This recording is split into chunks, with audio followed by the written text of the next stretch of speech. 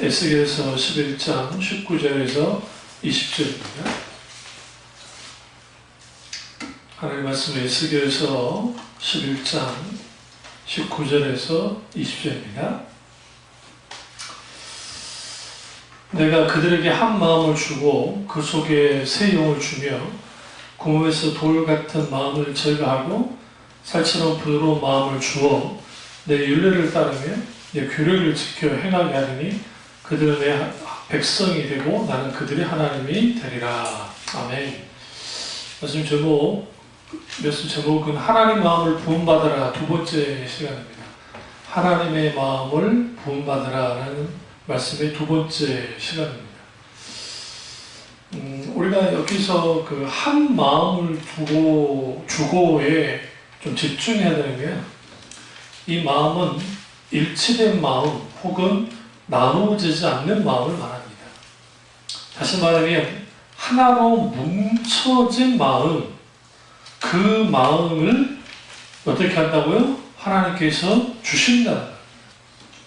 마음이 일치된다는 것은 쉬운 게 아닙니다. 그것이 가능하려면 여기 오늘 그 말씀처럼 새 영을 주며 라는 말씀에서 우리가 좀 찾을 수 있는데요. 우리가 새 영, 곧 성령이 우리 가운데 역사하셔야 한 마음을 우리가 주님으로부터 받게 되고, 그 마음은 일치되는 마음이고 그 마음은 나누어지지 않는 마음이고 하나는 뭉쳐진 마음인데, 그게 하나님의 마음과 우리의 마음이 뭉쳐지는 것을 뜻합니다. 지난주에 굳은 마음은 렙하벤이라고 하는 히브리어 단어, 하벤은 돌이라는 뜻이죠. 렙은 이제 마음이라는 뜻입니다. 그래서 굳은 마음, 돌같이 굳어버린 딱딱한 마음을 뜻하고요. 그 다음에 부드러운 마음은 렙바살이라고 해서, 바살은 피부와 살이라는 표현을 썼습니다. 렙은 마음이라는 뜻이고요. 피부와 같이 살과 같이 부드러운 마음, 그 마음을 주님이 주신다는 겁니다. 여기서 우리가 이제 좀 더 깊이 받는 게, 하나님의 마음이 우리한테 부어지려면 그 한 마음이 돼야 되고, 그 하나의 마음이 된다는 것은 결국은 하나님이 주시는 놀라운 부드러운 마음이 우리 가운데 있어야 된다는 거예요. 그래야 우리가 뭐 하느냐? 한 마음, 오직 일치된 마음, 합한 마음을 가질 수 있다는 것을 성경에서 이제 말하고 있습니다. 그러면 이제 오늘 본격적으로 하나님의 어떤 마음이 부어져야 될까요? 첫째로 하나님의 질투의 마음이 부어져야 됩니다. 우리 신명기 한번 찾아보시죠. 신명기 4장 23절에서 24절 말씀입니다. 신명기 4장 23절에서 24절 말씀을 우리가 보겠습니다. 너희는 스스로 삼가 너희 하나님 여호와께서 너희와 세우신 언약을 잊지 말고 내 하나님 여호와께서 금하신 어떤 형상의 우상도 조국하지 말라. 내 하나님 여호와는 소멸하는 불이시오 질투하시는 하나님이시니라 라고 합니다. 이제 우리 성경을 일단 좀 오해하는 게요, 그 질투라고 하는 그 단어에 좀 오해하는 거예요. 이게 사람의 질투와 하나님의 질투는 다릅니다. 히브리어로 질투하시는 하나님을 엘칸나의 하나님이라 해요. 엘칸나. 여기서 질투라는 것은 하나님의 거룩에, 하나님의 이름으로 인하여 그분의 거룩하심과 그분의 영광과 그분의 그 위엄이 있는데, 그 거룩하심이 딱 봤을 때 이게 아니거든요. 그러니까 주님이 거기에 대해서 주님이 이제 그 분노하시는 거, 그것이 하나님의 질투입니다. 오늘날 하나님의 질투가 하나님의 백성들로부터 많이 사라져 버렸습니다. 교회 안에서 동성애를 해도 받아들이겠다고 하는 청년들이 약 51%가 그거 이해할 수 있다라는 식으로 해버립니다. 하나님의 이름이 땅에 떨어지죠. 워마드라고 하는 그 극단적인 그 여성 우월단체 그 사람들이 일부이긴 하겠지만 카톨릭을 겨냥해서 그 여자, 그러니까 예수님의 성화에 이제 막 모욕을 줬습니다. 뭐 우리는 기독교는 뭐 성화라는 게 없어요. 우리는 그림을 그 숭배하거나 그러지 않기 때문에 그래서 이제 그러긴 하지만 어쨌든 그렇게 했을 때에 가톨릭에서 막 분노했죠. 어떻게 그럴 수 있느냐. 근데 이제 사실 워마드뿐만 아니라 이제 인터넷 딱 들어가 보시면 그 예수님에 대한 모욕에 대한 글들이 아주 많습니다. 개독교라고 하면서 예수님을 향해서 공격을 하는 거죠. 근데 그것에 대해서 질투하지 않아요. 오늘날 교인들이. 그렇다 뭐 폭력적으로 막 그들에게 막 뭔가 폭력을 행사해야 된다는 말이 아니라 적어도 우리가 왜 그런 말을 듣게 됐을까? 그것은 그만큼 기독교가 본질로부터 벗어났기 때문에 이제 그렇겠죠. 근데 여기서 우리가 하나님의 질투는 뭐와 관계가 있냐면 여기에 보면 그 23절 다시 보세요. 그 신명기 4장 23절에서 여기서 중요한 게 스스로 삼가에 집중하셔야 돼요. 그러니까 스스로 생각한다는 거는 아주 조심한다는 거죠. 뭘 조심해야 되느냐? 첫 번째, 너희 하나님 여호와께서 너희와 세운 언약을 잊지 말고, 그러니까 첫 번째는 언약을 잊지 말아야 돼요. 우리 가운데 하나님의 마음이 부어져야 되는데 그 마음 중에는 하나님의 질투의 마음이고 그 하나님의 질투의 마음은 어디로부터 부어지느냐? 언약을 잊지 않는 자들에게 주어집니다. 사실 이게 신명기에서만 이 일이 벌어지는 건 아니고 그 사도들이 이제 오순절 강림 이후에 성령께서 임하시고 복음 전도하다가 잡히잖아요. 잡혀가지고 이제 매를 맞습니다. 근데 여러분 하나 생각해 주셔야 될 게 예수님이 십자가에 못 박혀 돌아가신 지 이제 뭐 2달 정도밖에 안 되는 시간이에요. 2달이라는 시간이 길면 조금 길지만 짧으면 굉장히 짧은 시간이잖아요. 예수님 6월절 절기에 예수님 십자가에 못 박혀 돌아가셨고 40일 동안 주님이 살아계시다가 그 다음에 10일 후에 오순절이고 그러니까 당연히 좀 계산해 보시면 50일 좀 넘는 시간이 지난 상태에서 강력하게 복음을 전했고 그러니까 그래서 매를 맞았어요. 그러면 나사렛 이단이라고 일컬어지는 그 예수 공동체에 대해서 예수님을 죽였던 바리새인들과 그 다음에 대제사장들과 종교 지도자들이 예수님의 제자들을 가만둘리는 막무가내. 그때 그들이 무사할 수 있었던 것은 한 인물이 있었는데 그 인물이 가말리엘이라는 인물이거든요. 그러니까 가말리엘이라는 인물이 나서서 이 사람들이 하나님께로부터 하는지를 우리가 어떻게 알 수 있냐. 그러니까 이들이 이단이냐 그냥 이따가 그냥 사라지고 말 것이다. 그러니까 이것에 대해서 넘어가지 말자. 그러니까 매만 때려놓고 쫓아낸단 말이에요. 그리고 난 다음에 그래도 복음을 전합니다. 그리고 또 다시 잡혔습니다. 다시 잡혀서 또 이제 협박을 합니다. 이렇게 나오면 이제 니네 선생 예수처럼 막 죽여버리다가 과제 협박을 했겠죠. 그때 이제 이 사도 베드로의 아주 유명한 고백이 나옵니다. 우리가 사람의 말을 들을 것인가 하나님의 말을 들을 것인가. 우리가 사람의 말을 들으면 사람의 종이고 하나님 말을 들으면 하나님의 종이다. 우리는 마땅히 하나님의 말씀을 듣겠다라고 나옵니다. 이게 하나님의 질투에서 나온 거예요. 다시 말하면 무슨 말이냐면 그 하나님 외에는 어떤 것도 섬기지 않겠다고 하는 이런 일사각오의 신앙의 핵심 속에는 우리 속에 뭐가 있냐면 하나님의 이름이 땅에 떨어지는 것에 대해서 가슴 아파요. 하나님은 하나님의 영광을 받으셔야 되고 하나님은 그 자리에 계셔야만 해요. 그래서 우리도 똑같이 뭐 하게 되냐면 그 질투를 가져요. 그래서 그 예수님이 성전 청결을 하실 때 그게 엘칸나의 하나님의 마음을 가지시고 하나님의 질투를 그렇게 하신 거예요. 왜? 하나님의 집이 더럽혀졌기 때문에. 그 하나님의 거룩함이 훼손됐기 때문에. 그래서 우리가 이제 그 질투하시는 하나님 하면 인간의 질투는 막 시기심과 그런데 이건 그거와 상관없이 하나님의 거룩하심의 침해를 당할 때 하나님이 질투하세요. 그래서 이제 오늘 보면 세우신 언약을 잊지 말아야 된다. 그러니까 우리가 하나님의 세우신 언약을 잊게 되면 무슨 일이 벌어져요? 하나님에 대한 질투가 사라지는 거예요. 또 하나는 두 번째는 내 하나님 여호와께서 거하신 어떤 형상의 우상도 조각하지 말라. 우상을 숭배하지 말라는 거죠. 그러니까 하나님이 왜 질투하시느냐? 우상 숭배하니까 하나님이 질투하신다는 거예요. 근데 여기서 꼭 따라오는 게 있습니다, 여러분. 그게 뭐냐면 질투하시는 하나님과 따라오는 게 소멸하는 불이에요. 오늘 보시면 24절에 내 하나님 여호와는 소멸하는 불이시요 질투하시는 하나님이시니라. 여기서 소멸하는 불은 소멸시키는 불이라는 거예요. 다 불태웁시다. 왜 소멸시킬까요? 더러운 것을 불태워 뭐 하는 거예요? 정결케 하잖아요. 그런 것처럼 주님은 불태워버린다는 거죠. 그러면 우리가 왜 그러면 하나님은 질투하실까요?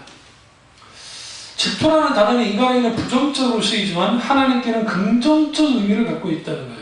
그러면 하나님은 왜 질투하시냐? 그것은 하나님께 속한 것을 지키고 보호하려고 하는 하나님의 열심이 하나님의 질투입니다. 다시 말하면 하나님은 하나님의 거룩함을 어떻게 해요? 지키기를 원했어요. 그런데 그것이 하나님 그분은 스스로 거룩하시기 때문에 그 하나님은 뭐 거룩하시니까 그 거룩하심이 무슨 어느 누구로부터 더럽혀지진 않아요. 문제는 뭐냐면 하나님의 백성이 거룩해 하지 못하면 더러워지는 거예요. 이것을 보호하기 위해서 주님이 질투하는 거예요. 이 마음이 우리에게 부어져야 돼요. 우리에게. 그런데 왜 그러면 하나님이 이렇게 질투하시는 하나님으로서 우리에게 이렇게 말씀하시느냐? 그 이유는 딱 한 가지예요. 하나님과 우리 사이에 어느 것도 막을 수 없고 더럽힐 수도 없고 어떤 것도 하나님과 관계를 문제되게 하는 것들이 없게 함을 통해서 아주 하나님과 밀접한 사랑의 관계를 갖기 위해서 하나님이 질투하세요. 우리 편에도 마찬가지, 우리 편에서도 하나님을 향한 질투를 가져야 돼요. 실제로.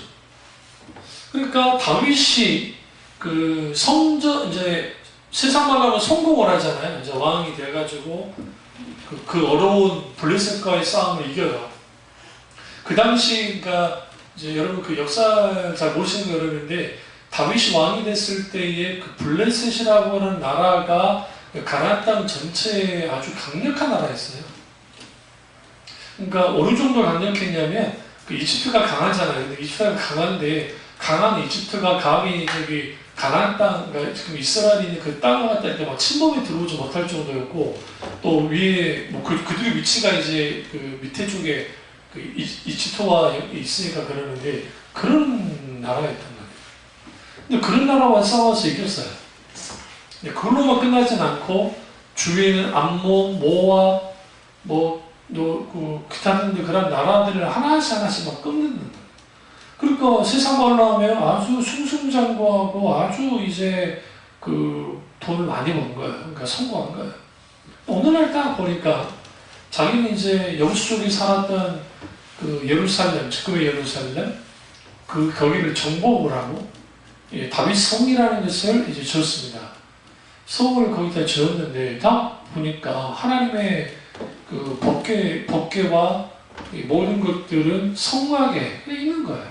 그게 너무 가슴이 아픈 거예요. 그래서 그가 하나님에 대한 열심을 품습니다. 그 열심의 행동이 뭐였냐면 다윗의 장막으로 이제 법궤를 가지고 오는 겁니다. 어디로? 다윗 성으로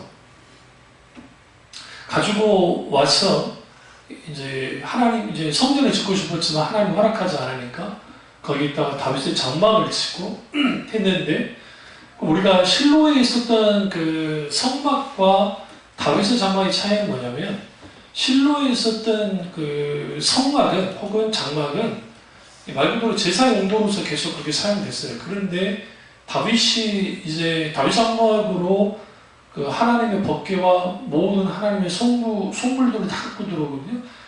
그리고 난 다음에 뭘 먼저 조져가느냐? 성가대를 조직을 하고 그리고 24시간 계속 불이 꺼지지 않게 그리고 하나님 앞에 찬양하고 예배드리는 일을 해요. 계속.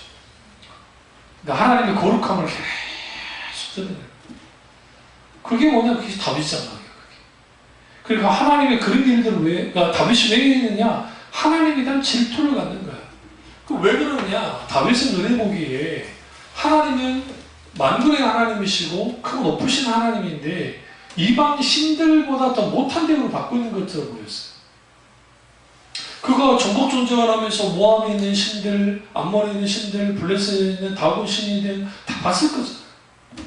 근데 그 가짜 신들은 그냥 그럴싸한 어마어마한 신전에 있는데 하나님의 그분의 그 법계, 그분의 언약이 있는, 계명이 있는 무슨 그냥 장막에 실로 그 장막에만 있는 거예요. 그러니까 그게 가슴이 너무 아픈 거예요. 여러분 어떤 왕이 그러던가요? 뭐 저기 사울이 그러던가요? 사울도요, 소위 말하는 세상에서 말하면 성공한 왕이에요. 사사들이 하지 못했던, 심지어는 사무엘이 하지 못했던 일을 했어요. 그러니까 외부적으로 봤을 때. 전쟁을 하면서 막 싸우면서. 그 상황에서 미디안이 뭘 합니까? 암몬과 모압이 뭘 합니까? 주로 블레셋과 많이 싸우긴 했지만. 그러니까 아주 성공을 했다고 해요. 막 눌러놨단 말이에요. 그런데 사울은 단 한 번도 하나님의 법궤가 돌아와야 된다는 생각을 하지 않았어요.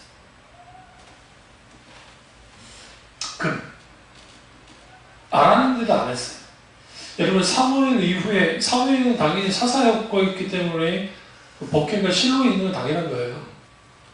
그런데 이제 사무엘 사후에 이제는 사사시대는 끝났잖아요. 사사를 마지막으로. 그렇다고 한다면 이제는 이 법궤 처리 문제는 분명하게 중요한 의미인데 이 부분을 방치해뒀어요. 생각해 보시죠. 사울이 사무엘이 죽고 난 다음에 실로에 가서 하나님께 제사 드렸다는 기록이 없어요. 생각 자세히 보세요. 없어요. 물론 거기에 있는 이제 제사장들이 하긴 하고 있었겠죠. 그러나 실제로. 왜 그러느냐?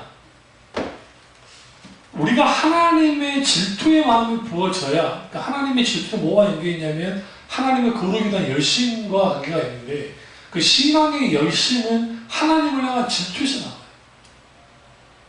여기서 질투는 나쁜 질투가 아니에요. 하나님의 영광 받으셔야 되고 하나님의 이름이 땅에 떨어지지 않는, 하나님의 이름이 망령되이 일컬어지지 않는 그런 하나님을 향한 질투가 있어야 우리 가운데 하나님의 마음이 부어지고 그 마음을 가지고 우리가 나아갈 때 하나님의 열정이 있게 되죠. 그 하나님의 열정이 이제 결국은 우상 숭배를 깨뜨리고 하나님의 언약을 잊지 않는 거예요. 여기서 이제 우리가 또 알아야 될 게 뭐냐면 하나님의 질투는 두 가지로 나타나는데 하나는 심판으로 나타나고 심판이라는 질투로 나타나고 또 하나는 긍휼이라고 하는 하나님의 질투로 나타나요.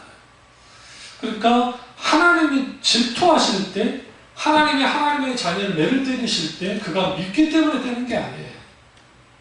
그런데 왜 주님이 심판하시냐? 그 이유는 하나님이 만약에 하나님의 자녀를 심판하지 않잖아요. 심판하지 않으면 그들은 스스로 멸망해요. 다 끝나버려요. 그러니까 그들이 완전히 끝나기 전에 주님을 매를 대는 거예요. 매를 대고 그러나 그것은 그 심판 안에 뭘 갖고 있어요? 하나님의 긍휼이 있어요. 긍휼. 그러니까 세대주의자들과 소위 여호와증인 이단이나 세대주의자들이나 성경을 잘못 이해하는 사람들이 구약의 하나님을 아주 폭군적이고 폭력적이고 가부장적이고 아주 독한 하나님처럼 이해를 해요. 왜? 성경 보시면 구약에 보면 하나님이 막 심판 때리잖아요. 막 노아와 홍수를 통해서 사람들을 막 다 죽여버리고 막 하는 그런 하나님을 보니까 막 공포스러운 거예요. 그러니까 세대주의자들의 눈에 보이는 그 성부 하나님의 모습이라는 것은 아주 군주로서, 그것도 아주 절대 군주로서 그냥 폭압적이고 폭군적인 하나님처럼 이해를 해요. 극단적인 그 세대주의자들. 그리고 여호와증인들도 마찬가지로 여호와증인들도 구약에 있는 하나님, 그 하나님이 진짜 하나님이 아니라고 생각해요. 신약으로 돌아가서, 그러니까 그래서 그 사람들이 집총을 거부하잖아요. 군대 갔을 때 이걸 거부해요. 그리고 국기에 대한 경례도 하지 않아요. 그 이유가 뭐냐? 그렇게 사육하고 하는 그런 분이 하나님이 아니라는 거예요. 그러니까 여러분 생각할 때 막 그들이 사랑을 강조하니까 물론 그들은 삼위일체를 믿지 않아요. 예수님도 그냥 선지자 중에 하나로 생각하는데 그들이 이라니까요. 근데 그들이 믿는 하나님의 것은 그 사랑의 하나님이고 그래서 그들의 교리 속에는 지옥이 없어요. 여호와 증인들은 지옥을 믿지 않아요.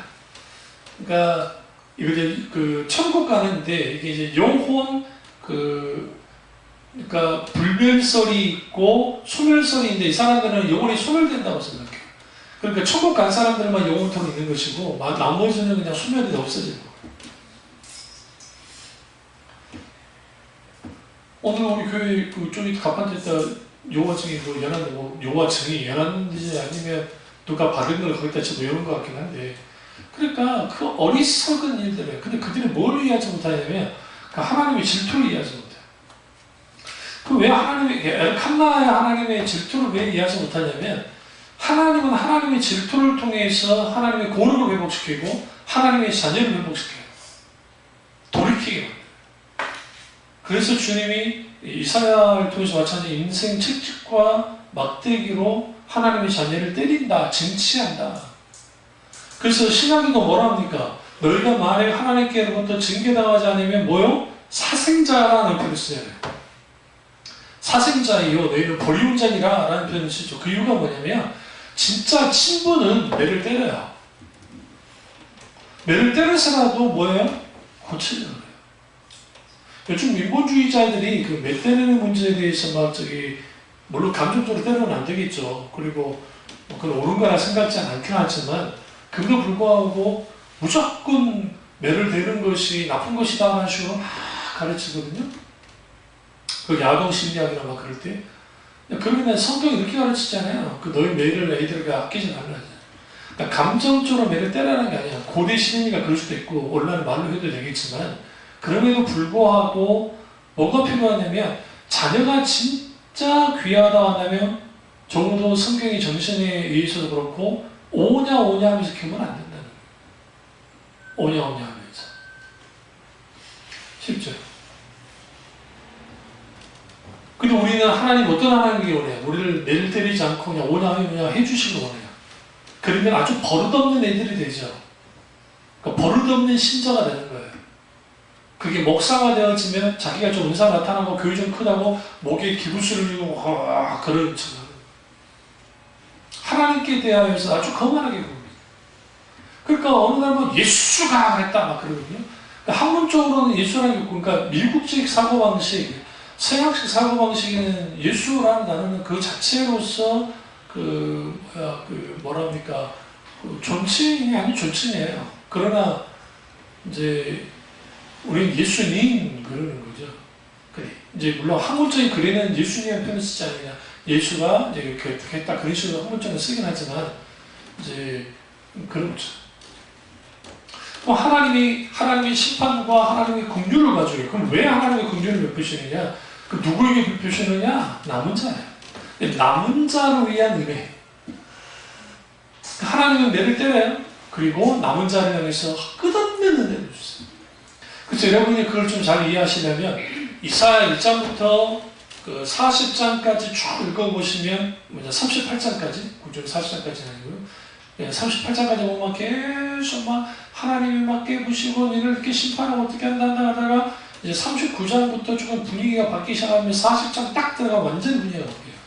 남은 자를 향한 하나님 은혜 같은지 그 60장 딱 가보시면 거기는 하나님을 어떻게 회복시키시는지 그리고 하나님의 본심은 너희를 때리는 게 아니고 하나님이 너희를 어떻게 은혜 베푸기를 원한다는 하나님의 본심은 분명하게 보여줘. 그게 엘칸나의 하나님, 질투하시는 하나님의 마음이고 그 마음이 우리가 부어질 때 우리도 똑같이 나가요. 그래서 하나님의 교회가 예수 그리스도의 그분의 이름이 그 더럽힘을 당할 때에 분노하는 거야. 거룩한 분노. 그 분노가 있어야지. 근데 그 분노가 사라졌다. 하나님의 교회가 교회로서의 역할을 감당하지 못하고 하나님의 이름에 정말 얼굴에 세상 말로 똥칠을 해도 가만히 있으면 되나요? 그럴 수가 없죠. 거기는 우리가 잘났다고 막 그게 아니라 우리는 적어도 우리 자신이 하나님 앞에 회개해.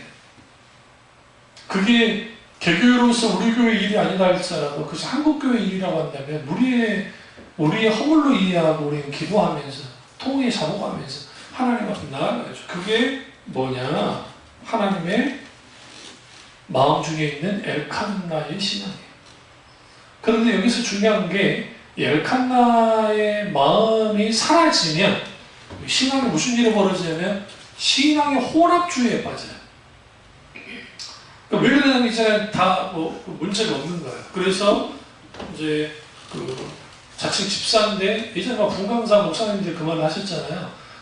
그 교회 집사인데 전보를 그렇게 다닌다고. 전보를 그렇게 다닌다고. 그 전보는 것이 그렇게 그게 문제냐고 재미로 보는 것인데. 근데 성경에 야고보서니까 악은 모양이라도 버리라고 성경을 했어. 악은 모양이라도 버려야 되는데 그 악을 따라가는 소위. 요즘에는 이제 신문들이 안 팔리잖아요. 옛날에 스포츠 신문 같은 데 보면 제일 뒤에 뒷부분에 뭐가 있어요? 오늘의 운세 있죠. 오늘의 운세. 그게 아저씨들이 신문 볼 때 오늘의 운세 보는 재미. 그러니까 스포츠로 안에 스포츠 야구나 축구나 그런 거 하고 그 다음에 오늘의 운세 같은 걸 많이 봤거든요. 오늘날은 교회 안에 왜 그러면 신앙의 혼합주의가 이렇게 막 들어왔느냐? 세속화가 됐느냐? 교인들 속에 무슨 마음이 없어졌냐면 엘칸나의 마음이 사라진 거예요. 하나님의 질투의 마음이 사라진 거예요. 이 대표적인 게 그 바울입니다. 바울이 그 베드로와 그 다음에 바나바에게까지 귀한 손님이 왔습니다. 그래서 이제 바울이 식사 대접을 합니다. 그래서 헬라파 유대인 크리스찬들과 그 다음에 히브리파 유대인 크리스찬들이 모여서 함께 식사를 아주 정말 귀하게 나누고 있었습니다. 갑자기 연락도 없이 야고보 장로가 보낸 그 히브리파 유대인들이 갑자기 들이닥쳤습니다. 그러니까 갑자기 나타난 거예요. 그럼 깜짝 놀라서 베드로가 자기도 모르게 헬라파 유대인들과 식사하는 자리에서 벌떡 일어나서 식사하지 않은 것처럼 행동합니다. 그러니까 그 옆에 있던 바나바도 자기도 모르게 일어나서 같이 똑같은 행동을 하고 유대에서 왔던 예루살렘에서 왔던 그 유대인 크리스찬들이 똑같이 행동하는 겁니다. 그것을 베드로가 바울이 본 겁니다. 갈라디아서에 잘 나와요. 그걸 보고 분노합니다. 여러분, 그러니까 우리가 성경을 그냥 파편적으로 보면 아주 깐깐하고 아주 그런 식으로 볼 수 있어요. 그러니까 그 성경 공부 프로그램이 그 CTS가 CBS에 있는데 그 부분을 이제 그 송암계 목사님이 이제 막 강의하실 때 그 패널 중에 하나 그 찬양 사역자 그 패널이 하나가 목사님 바울이 참말 성격이 깐깐했네요. 세상 어떻게 저렇게 할까요? 깐깐했죠. 그러고 지나가다. 근데 그게 아주 어리석은 그 해석이에요. 그러니까 그 바울이 그 소위 말하는 성격이 깐깐하기 때문에 그런 게 아니에요. 불같은 성격이라 그런 게 아니고 외식을 문제 삼는 외식. 그러니까 근데 그 외식이 뭐와 관계 있냐면 갈라디아서를 쭉 읽어보시면 복음을 변질시키는 거예요. 외식하는. 그러니까 이건 뭐와 관계 있는 거냐면 그 정결례, 식탁규례와 관계 있거든요. 그러니까 식탁 정결법에 의해서 그들이 그 행동을 했어요. 근데 바울이 이 말을 하는 거예요. 그게 도대체 그 식탁 정결법이 우리를 거룩하게 만드냐는 거. 그거 아니지 않냐. 오직 의인은 믿음으로 하면 구원받는 거지 뭐. 믿음으로 그렇게 되어지는데 그 행함이 뭐가 그렇게 문제냐. 그게 그 외식적인 행동이 도대체 뭐냐. 그래서 그럼 구원이 행함으로냐 아니면 믿음으로냐 하면서 바울이 베드로를 아주 심하게 제치는 거예요. 선배들요. 왜 그러냐. 하나님의 복음은 어떤 경우라도 침해받으면 안 된다는 거예요. 여러분 99.9%의 복음의 순도를 갖고 있다 할지라도 0.001%의 더러운 게 붙어버리면 복음이 더 이상 능력을 잃어버려요. 십자가가 그래서 그거예요. 온전한 십자가. C.S. 루이스가 책 썼듯이 순전한 기독교. 기독교는 순전해야 된다는 거예요.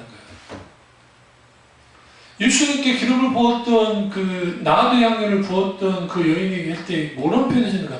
순전한 나도 향유를 부었더라. 여기서 순전하다는 것은 뭐냐면 아주 오리지널 원의 그 자체. 그러니까 복음이 그 하나님 나라의 복음, 십자가의 복음이 조금이라도 침해당하는 것에 대해서 바울은 견뎌하지 못했고 엘칸나 거룩한 하나님의 질투의 마음이 부어져서 그렇게 분노를 말해요. 그것을 통해서 교통정리를 다 해버려요. 인간적으로 봤을 때는 바울이 잘못한 겁니다. 왜냐하면 그랬다 하더라도 살짝 불러가지고 베드로 형님 이거 아닌 것 같습니다. 그러니까 아니라는 거 좀 다 좀 하시고 했으면 좋겠습니다. 할 수도 있지만 바울 앞에서 그것을 그렇게 한 거예요. 그는 복음은 어떤 상황이라도 치료받아서는 안 된다. 사탄은요 아주 사소한 것을 통해서 복음을 꺾어버려요. 하나님은 그걸 영원하지 않아요. 그래서 그 엘칸나라고 하는 그 하나님의 질투의 마음, 질투하신 하나님과 하나님 우리를 향해서 내가 거룩하니 너희도 거룩하라고 하잖아요. 그 거룩함은, 그 거룩은 이걸 같이 가요, 같이 가. 그러니까 하나님의 교회가 하나님의 거룩성을 잃어버리면 하나님을 향한 질투와 열정이 사라져요. 그리고 여러분 그 종교교육자들이 마틴 루터가 비텐베르그 성당에서 그 95기조 반박문을 딱 붙여요. 그러니까 써가지고 거기다 못으로 박아가지고 다 붙여놔요. 그러니까 사람들이 지나다니면서 이제 읽어요. 그 성당이 크지 않아요. 그런데 원래 마틴 루터는 종교교육이라는 것을 일으키려고 했던 사람이 아니에요. 이거 잘못된 거니까 이거 분명하게 다루고 싶었어요. 근데 왜 그러면 루터가 이런 일을 했느냐? 생각해보세요. 한 사제에 불과해요. 그것도 무명의 사제예요. 뭐 그 유명한 사람도 아니에요. 대학 교수이자, 그러니까 신학대학 교수이자 그리고 신부였단 말이에요.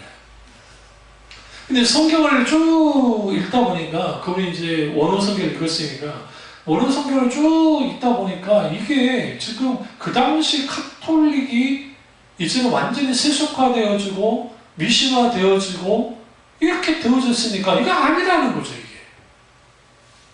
그러니까 그 속에서 뭐가 일어나냐면 하나님의 거룩이 일어나는 거예요. 그 질투가 일어나는 거예요. 그래서 95기조 반박문을 써서 쭉 나아가는 거예요. 그게 그 시대에 온라인을 말하면 폭탄 던진 거예요. 기름 부었어요.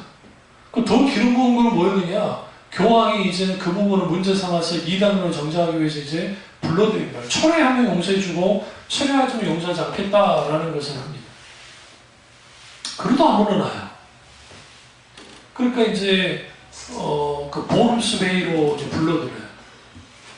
근데 이제 우리가 그 100년 전에 딱 100년 전에 그 존 후스라고 하는 이 체코에 있는데 그 존 후스라는 분이 똑같이 부름받고 가다가 거기서 파행당해 죽었거든요. 그러니까 이제 주인인 그의 동지들이 같이 따르는 사람들이 가면 죽습니다. 가면 죽습니다. 근데 가요. 근데 이제 하나님 은혜인 게 그 작센 우리로 말하면 성주입니다. 영주가 군대를 끌고 같이 호위하면서 가요. 그게. 근데 보니까 죽일 것 같거든요. 그래서 그분이 빼돌려버려요. 빼돌려서 그를 이제 숨겨줘요. 그게 이제 종교교육의 실제적인 서막이에요. 숨어 있습니다. 계속 이제 루터를 죽이려고 하니까. 그때 그 유명한 독일어 성경이 번역되고 종교교육이 거기서 폭발적으로 일어나는데 그가 아주 분노했던 게 뭐였냐면 그거는 뭐냐면 성경이 아유 그냥 이거는 뭐 성경 자체의 권위는 사라진 지 옛날이고 그리고 우리가 믿고 있는 하나님이 성경에서 말하는 하나님이 아니었다는 거야. 그 당시 보니까. 그러니까 하나님이 이제는 난잡한 우상에 불과한 분이 되어졌으니 이걸 어떻게 해줄 수 있느냐. 이게 엘칸나예요. 그러니까 교회 안에 작다는 것들이 들어와도 용납하는 그 행동들은 뭐냐면 한국 교회 안에 뭐가 많이 있냐면 교회 성장을 위해서는 교회 안에 어떤 것도 들어와도 괜찮다는 것이 한국교회에 퍼져 있어요. 근데 그게 뭐와 연결이 되어 있냐면 그 천박한 자본주의와 연결이 되어 있어요. 그리고 실용주의, 미국식 실용주의. 존 두이의 미국의 실용주의가 이후에 실용주의 기독교를 낳아요. 그 실용주의 기독교가 우리나라에 똑같이 이입됐어요. 그 실용주의 기독교는 이거예요. 과정은 뭐 상관없이 어떤 거에 상관없이 결과만 좋으면 괜찮다. 실용적이라고 한다면 무슨 말인지 아시죠? 이게 실용적이면 내가 할 때 이게 실용적이면 결과만 좋은 거면 된다. 이제 이게 대표적인 게 한국교회가 한참 교회당 건축 시기에 있었잖아요. 그게 80년가 70년도, 80년도, 특별히 80년도, 90년도까지 교회당 건축 붐이 막 일어났잖아요. 그때 그 했던 게 뭐냐면 인간적인 수단과 방법을 다 이용해. 그러니까 막 정치적이든 뭐를 뇌물을 주든 어떻게든 해가지고 어떻게든 그린벨트도 막 풀고, 그러니까 교회가 그린벨트가 땅이 싸니까 교회가 좀 오랫동안 살았다가 그런 걸 풀고 거기다가 교회를 짓는 일도 벌이고, 교회가요. 또 그 미리 먼저 땅들을 선점을 해가지고 가건물을 지어놓고 자기 땅도 아닌데 국가 땅인데 해놓고 했다가 아파트 딱지 같은 걸 받아서 그 딱지를 팔아서 교회를 짓기도 하고. 그러면서 그게 하나님이 하셨다고. 응? 지금은 돌아가셨지만 이인교회 그 목사님이 외국에 그 선교 간다고 그 당시 10만 달러인가 5만 달러인가 뭐 1만 10만 달러인가를 가지고 나가다가 걸렸거든요. 저 소천에 계시는 소천에 하셨거든요. 그러니까 그거 불법이거든요. 근데 교회에 위해서. 그리고 우리나라가 유명한 기업인들 지금 그렇게 자기 소위 말하는 그 부하 직원들의 월급을 그렇게 짜게 주고 그렇게 막 부려먹으면서 여기저기 교회당 세웠네 어쨌네 하면서 막 그랬다. 그 자기의 성공 신화를 막 알리고 아주 믿음 좋은 사람인 것처럼. 근데 그 하나님의 이름이 땅에 떠. 그게 소위 말하는 그 면제부를 팔아서 그 당시 베드로 성당이나 성당을 지었던 교황이 한 짓이나 뭐가 달라요? 그러한 일들을 버렸단 말이에요. 얼마 전에 있었던 사건이지만 그 장로라는 그 사람 교회에다가 자기 돈, 그러니까 교회 돈과 자기 돈 구분 없이 막 해가지고 비리 저지르고 그걸 그 목사님이 무마해주고 교회 건축할 때 그 사람이 그 헌금을 좀 많이 하겠다 했다는데 불법 저지르려 하면서. 근데 교회는 거기에 따라 그 성결건데 따라가시는. 그럼 그게 하나님의 영광 받으실 일입니까? 근데 그런 게 허용이 된다는 거예요. 왜? 실용주의는 결국은 결과만 좋은 거예요. 결국은 교회가 교회당 지어졌지 않냐? 이게 뭐가 잘못된 것이냐? 우리 교단 교회인데 저기 강남에 있는 우리 교단 교회인데 그 지하철과 통로를 낸다고 이게 불법적으로 한 거거든요, 솔직히. 물론 그 구청장이 그걸 허락을 했습니다만 사실 구청장이 월권을 한 거예요, 월권을. 이게 다시 돌려내라고 지금 이제 판결이 나오고 막 그랬는데 그때 논리는 그거였어요. 이 교회가 사회 공헌하기 위해서 한 거다. 근데 그게 아주 큰 욕심인 게 그쪽 여러분이 안 가보시면 저는 거기 목사님이랑 거기 모임도 있고 하니까 가본 적이 있어요. 엄청나게 큰데요. 이제 약점이 뭐냐면 강남 중심가에 있기 때문에, 그러니까 서초 그쪽 중심가에 있기 때문에 그 주차 시설이 부족해요, 솔직히. 그걸 다 한다는 게 쉽지 않고 또 거기는 늘 막히는 지역이 많아요. 예수로 전당 조금 요조 전당이 있고 그쪽이 막 막히거든요. 그러니까 서울에 있는 전적에 있는 사람들이 자기 교회로 올 수 있도록 하는데 아주 용이해요. 차 없이 올 수 있도록. 지하철로 붙어있기 때문에. 탐욕이에요, 탐욕. 그게. 탐심. 근데 그것이 하나님이 하신 거라는 식으로 한다. 그럼 왜 그래요? 그게 그러니까 불법을 저질러서라도 뭐 하길 원해요? 내가 하나님의 일을 하겠다는 거죠. 그랬다고 한다면 하나님의 홈리와 비나스를 죽이면 안 되죠. 그렇다고 한다면 주님이 그 법궤 가지고 올 때, 다윗이 법궤 가지고 올 때, 수레 끌고 올 때, 아삽니까? 그걸 갑자기 이런 생각 나는데, 맞잖아요. 그거 쓸어주는 거 하나님 법궤가 쓰지 안 되니까 막았다가 크게 죽어버렸다는 거예요. 뭘 침해한 거예요? 하나님의 거룩. 이게 일칸나야 하나님.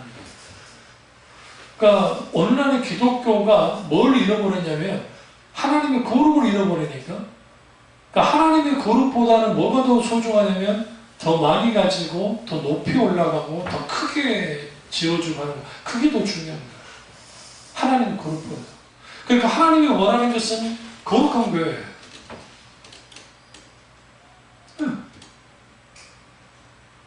그러니까 우리가 그 신앙고백에서 거룩한 공회에 대해서 말하는데 그 거룩함이 무너져요. 그러니까 이게 이제 그 교회뿐만 아니라 교인들 속에서도 하나님의 거룩이 사라져 있는 거예요.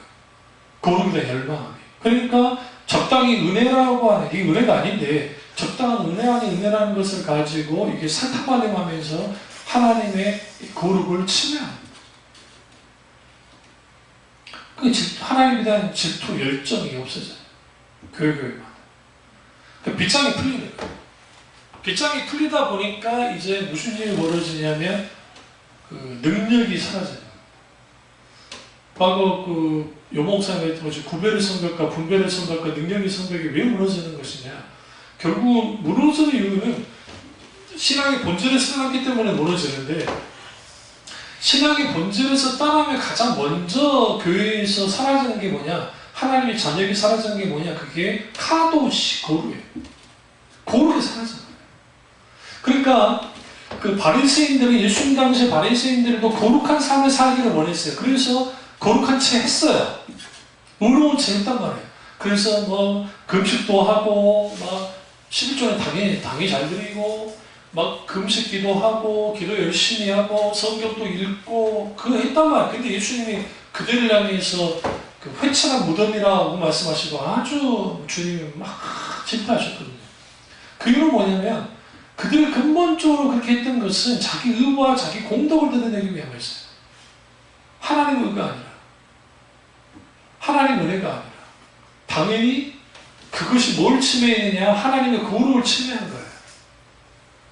그러니까 오해식하는 것 그 자체도 침해하는 것이고, 신앙의 본질에서 떠나도 하나님의 거룩을 침해해요. 이게 그러니까 엘칸나의 하나님의 마음이 부어지는 사람일수록 그 시대가 하나님을 떠난 것에 대해서 분노해요. 근데 이게 단순히 떠난 사람들 향한 분노가 아니라 자기 자신을 향한 분노일 수도 있어요. 우리가 거룩하지 못함으로 인해서 통해 잡아갖고 분노하는 거예요. 그 대표적인 그 선지자 중에 하나가, 그 분노를 표출했던 선지자 중에 하나가 아모스입니다. 아모스.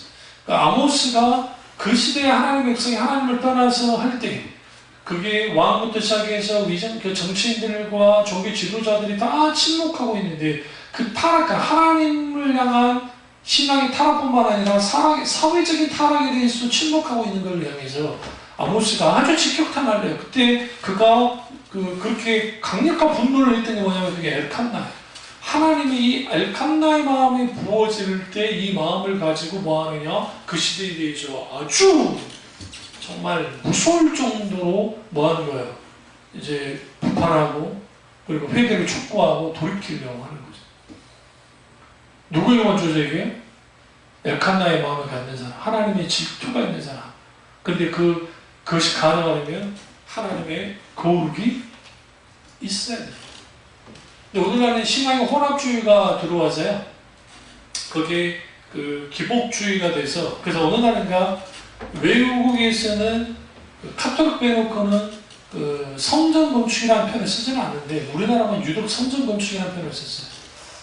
그러니까 성전 건축이라는 그 의미를 통해서 마치 그 목사가 제사장이 되고 제사장적 사역을 한다 했잖아요. 근데 그것은 목사만 하는 게 아니라 모든 베드로 사도가 말하는 것처럼 우리는 거룩한 백성이 하나님 그 거룩한 나라에 우리는 왕 같은 제사장이기 때문에 제사장으로서 이제 사역을 하는 걸 감당을 하는 건데, 그러니까 그렇게 만드니까 그리고 그 성전을 건축하면 복받는다라는 논리를 가지고 절대적인 사명인 것처럼 그 건물을 짓게 만드는 거죠. 그리고 그렇게 교회가 어마어마하게 커지니까 이제 결국 그 자기 왕조가 된 거고, 왕국이. 어떤 분의 글을 읽다가 제가 놀란 게 있었는데, 그 재벌 회장들에 대한 글이었었는데요. 저는 그런 생각을 못 해봤었는데, 그들이 그 황제래요, 황제. 이해가 안 됐는데, 어디서 이해를 했냐면, 그 사람들이 말하는 것이 안 되는 게 없대요. 일단 인사권을 갖고 있기 때문에 누구 자르려면 충분히 자를 수 있고, 또 하나는 뭔가 그 사람의 한마디 말에 허우 벌판에 큰 건물을 지을 수도 있다는 거예요. 그 말은 재력이 있기 때문에. 그렇게 길들여진 사람들은 자기 한마디 말에 다 되어진, 길들여진, 그 황제와 다른 게 없다. 국가 권력이 그들을 막 누리긴 하지만 그럼에도 불구하고. 우리 대통령 5년짜리잖아요. 그러니까 그런 것처럼 그 교회 안에서도 오랫동안 그렇게 하는 거죠. 그럼 왜 그러느냐? 하나님을 무엇으로 경계하시냐면 하나님 아닌 다른 것이 주인 되는 거예요. 교회. 오늘날의 가장 큰 문제는 사람이 교회 주인이 되어버리는 거예요. 그러니까 사람이 교회의 주인이 되는 순간 하나님 그걸 경계하셨잖아요. 우상 숭배하셨으니까 그러니까 하나님 엘칸나의 하나님의 진노 하셨다. 근데 이제 여기서 착시 현상이 나는데 그런 교회들은 여전히 힘을 발휘하고 여전히 나요. 근데 이걸 잭디어 목사 맞나? 아까 이름이 같은 생각이 그분이 생각이 나는데 어제의 기름 부음, 그러니까 내일의 기름 부음이라는 책에서 잘 나오는데 어제의 기름 부음의 사람, 오늘의 기름 부음의 사람, 내일의 기름 부음의 사람이라는 책에서 잘 표현하고 있어요. 그러니까 사울은 어제의 기름 부음의 사람은 하나님께 버림을 받았지만 여전히 40년 동안 힘을 발휘했습니다. 그러니까 죽기까지. 그러니까 오늘 우리 눈에 보기에 하나님의 곁에서 떠났지만 여전히 잘 나간다고 해서 그게 하나님 함께한다고 생각하면 큰 거죠. 근데 하나님은 뭐 하시느냐? 오늘의 사람이 사무엘을 통해서 하나님은 내일의 사람을 준비하는 거예요. 내일의 사람 다윗이 나왔을 때 결국 다윗의 등장과 함께 실제의 등장과 함께 어제의 사람은 아주 잊어져버려요. 하나님은 새 시대가 도래되도록 하고 그리고 하나님은 뭘 하느냐? 땅에 떨어진 하나님의 이름을 하나님의 거룩을 회복해요.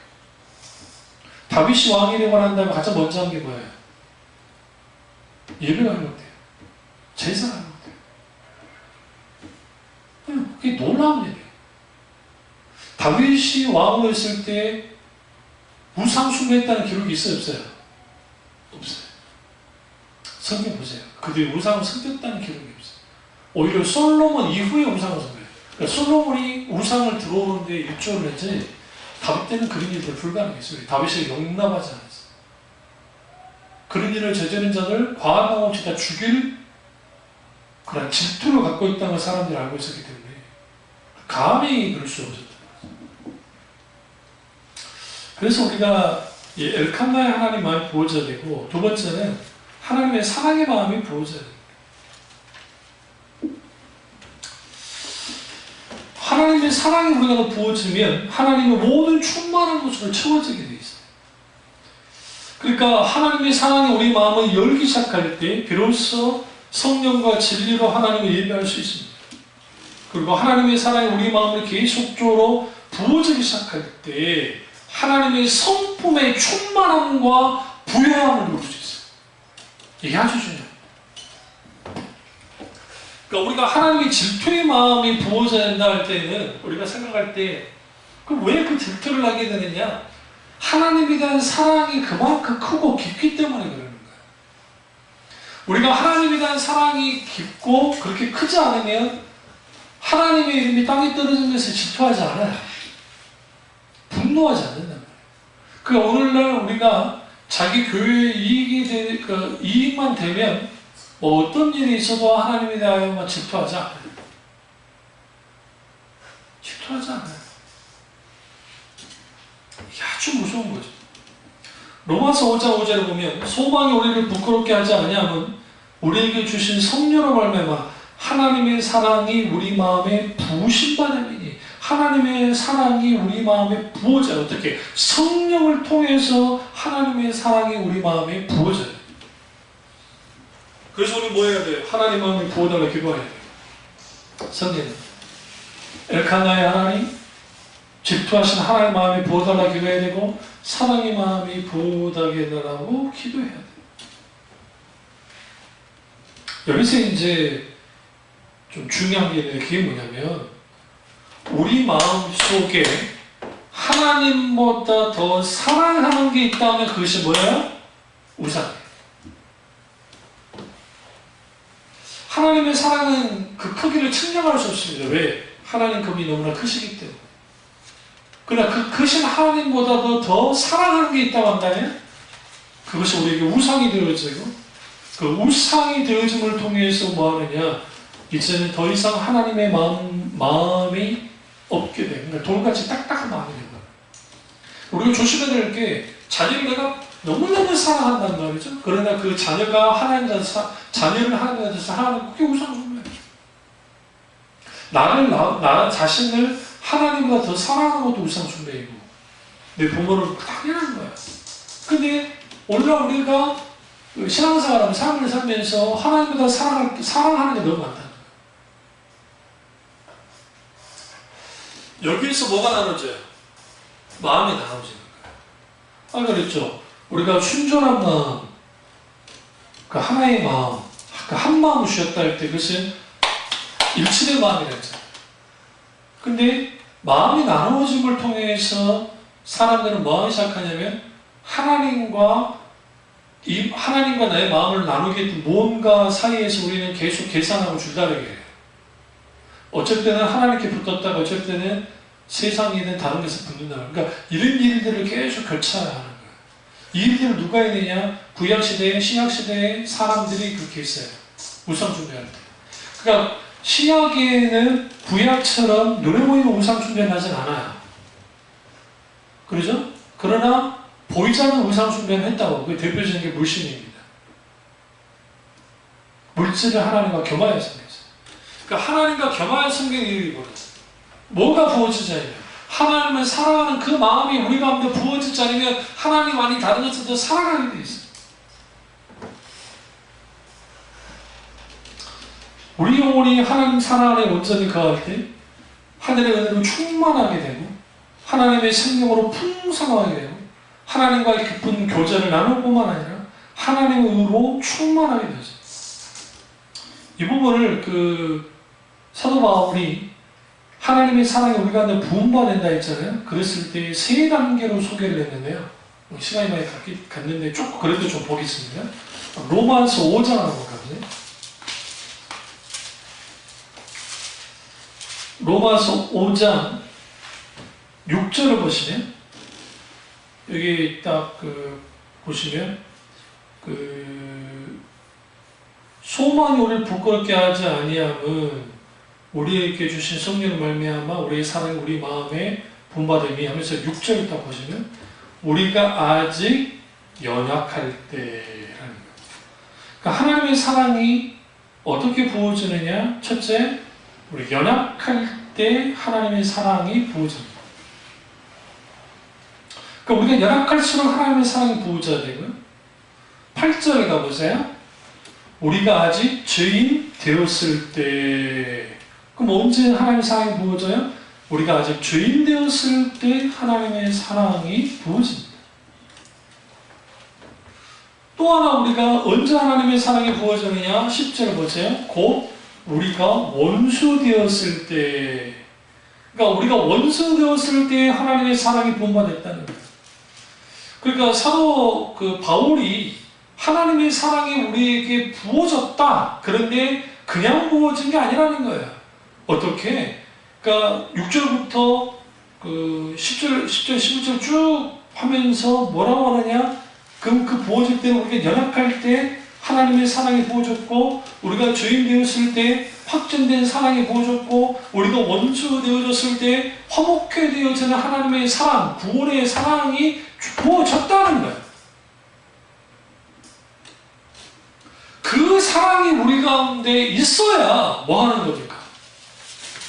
진짜 우리가 하나님의 사람으로서 그 마음을 가진 분바된 사람으로서 살아가는 거예요.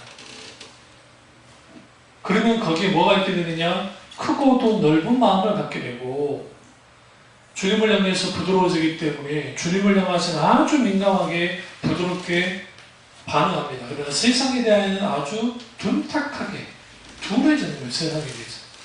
세상이 어떻게 돌아가는지에 대한 그 분별로의 둔함이 아니라 세상 즐거움과 세상 행복에 대한 죄 짓는 것에 대해서 둔해지는 거예요. 그 마음을 갖는 자들이 어떤 사람들이냐? 거룩한 사람들. 이게 성화예요. 그러니까 어떤 사람들이 성화를 위해서는 이런 훈련하고 저런 훈련해야 된다. 그거 부인하진 않지만 그 훈련한다고 해서만 사람이 바뀌지는 않아요. 결정적으로 뭐가 부어져야 돼요? 하나님의 마음이. 크게 두 가지 있죠? 하나는 하나님의 질투하시는 엘칸나의 마음, 하나님의 질투하는 하나님의 마음이 부어져야 되고, 또 하나는 하나님의 사랑의 마음이 부어져야 됩니다. 그 마음이 부어질 때에 우리는 뭐 어떻게 되느냐? 우리 마음이 이제 달라지는 거예요. 세상 사람의 마음과 달라지는 거죠. 그래서 예수님이 뭐라고 하셨나요? 그 복음서에서 사람이 짓는 모든 죄의 좌소는 어디에 있어요? 마음이. 마음이 그 사람을 더럽히느니라 하신 말씀하셨잖아요. 그러니까 우리 더럽혀지는 그 마음이 아니라 이제는 살코같이 부드러운 마음을 갖게 되는 것이고, 잠언서 기자가 우리에게 교훈했듯이 무릇 지킴만한 것 내 마음을 지켜라 생명의 근원이 예사함이라. 여기서의 마음은 살코기같이 부드러워진 마음을 말해요. 그러니까 그 마음이 우리가 믿게 될 때 우리는 성을 지키듯이, 목숨 걸고 성을 지키듯이 그 마음을 지키면서 살아가기 시작할 때 우리는 하나님을 향한 엘칸나의 마음과 하나님을 향한 사랑의 마음이 있게 되어지고, 그 속에서 하나님은 뭐 하시느냐? 그 사람에게 한없는 은혜를 부어주시고 하나님의 깊은 사랑의 교제를 나눌 뿐만 아니라, 이런 사람들이 어떻게 하느냐? 하나님이 뭐예요? 그 시대에 빛과 소금의 역할을 감당한 사람으로서 강력하게 쓰시는 거예요. 그 은혜가 저와 여러분의 있기를 주님의 이름으로 축원합니다. 기도하겠습니다.